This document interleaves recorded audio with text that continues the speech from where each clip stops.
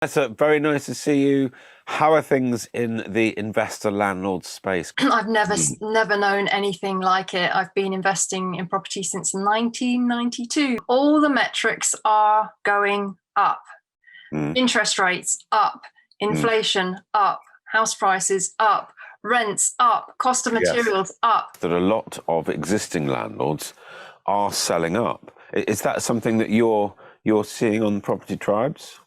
Most certainly. I'm aware of the Property Mark research, the work that they are doing to try and find out why landlords are leaving the sector. I think it's been an ongoing trend for probably the last 2 or 3 years. We had the rollout of the highly unpopular and onerous Section 24 tax regime, which has put a lot of landlords off. Then we had massive court delays during COVID, and obviously issues with rent payments during COVID. Landlords have just been hammered from all quarters, and a lot of them are leaving. The margins have been really, really slimmed.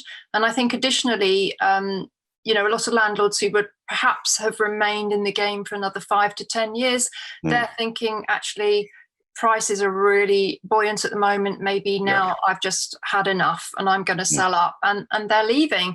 And new landlords are not coming into the sector in the same numbers that they might have done previously, because they know it's a very, very challenging environment at the moment. We've got a massive disconnect with central government trying to deter landlords, trying to force them out with all legislation, regulation, this tax regime.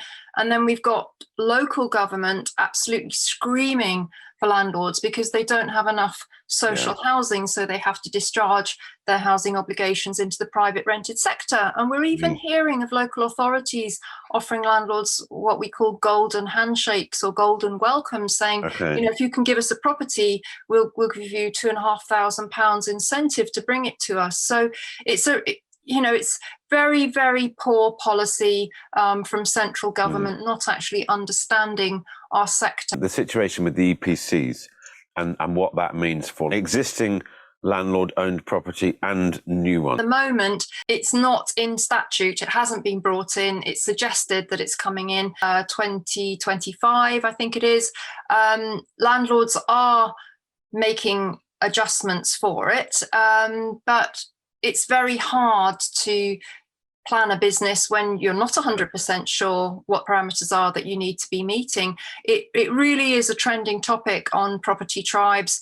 A lot of landlords have C-rated rental properties. They're thinking of selling them up, actually. The average unsuitably rated property in EPC terms is going to cost between 10 and 13,000 to bring it up to a reasonable C or above. So I think there needs to be some clarity about it, because at the moment, I think landlords are kind of flailing around in the dark and they can't plan anything doing that. Lenders are already starting to look at EPC ratings across somebody's portfolio. I would imagine that if it does get put into statute, then lenders will not lend on properties that are below a C rating. This is why I'm so concerned, Phil, because all of these metrics on up is not healthy. No. It's not going to end well. Something's going to crack. Landlords love having a tenant that stays put.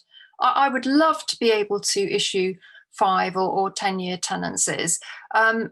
The sticking block is that lenders really only allow a 12-month AST.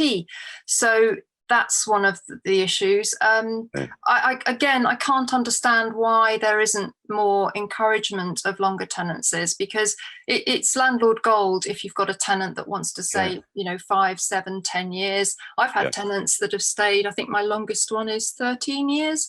Wow. That's what we want. It costs money every time to chop and change. You can suffer a void. So the sticking point. So the sticking point is the lenders. That's where I need to go and kick some ass. Vanessa, really appreciate your time. So thank you. You're very welcome.